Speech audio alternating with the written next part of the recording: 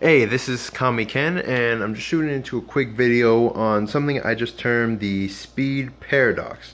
It's basically the idea where the faster your internet speed, the less time you think it'll take to indulge in a distraction. So I would say over the years, as my internet speed got faster, I would say oh, okay, let me just check out this YouTube video. It wouldn't take more than 2 seconds. My internet speed is really quick, so I'll just look at this, get right back to work, and no problem. But I find that the more I go on, the more I'm actually starting to see how untrue that is. It's not gonna take a quick second to just watch this video. It's not gonna be just a little quick diversion before I get back to work. It's actually going to take minutes that build into hours away from the work that I'm doing. If I watch a video on a certain topic and then it branches out into a different topic, and then I feel like I need to go see that topic just to secure my knowledge on the topic of that video. It'll keep branching out that way, and I'll just search up something like, okay, this will be really quick. I'll just get right back to work. But it's never just a 2-second thing. It ends up being hours.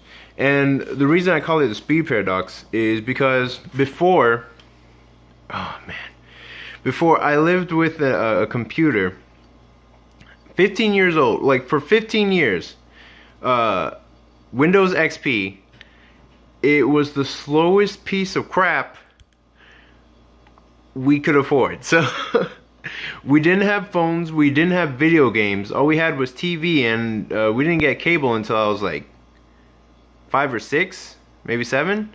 So back then it was just, we had the TV and a really slow computer.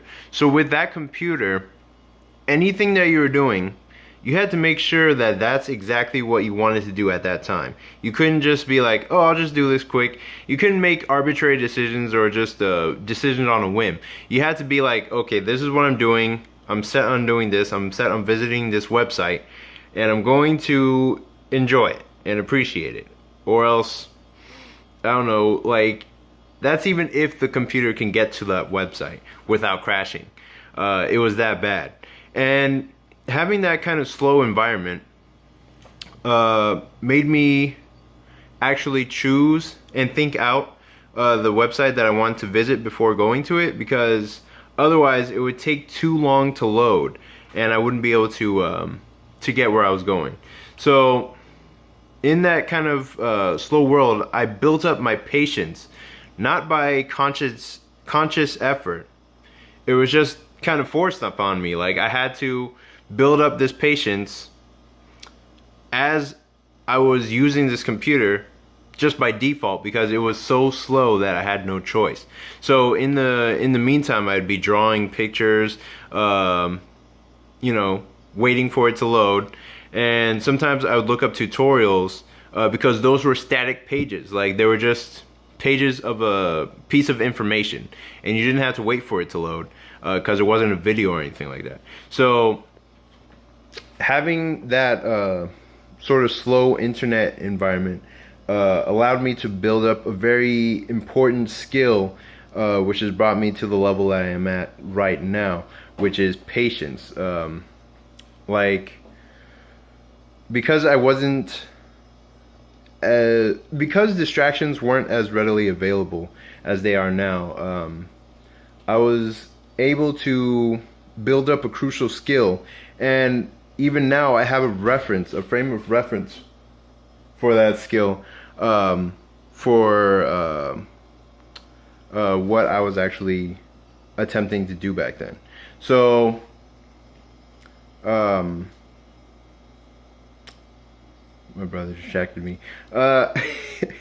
Because I have a frame of reference for that patience, I can actually think back to that time and think of a way to create that environment once again.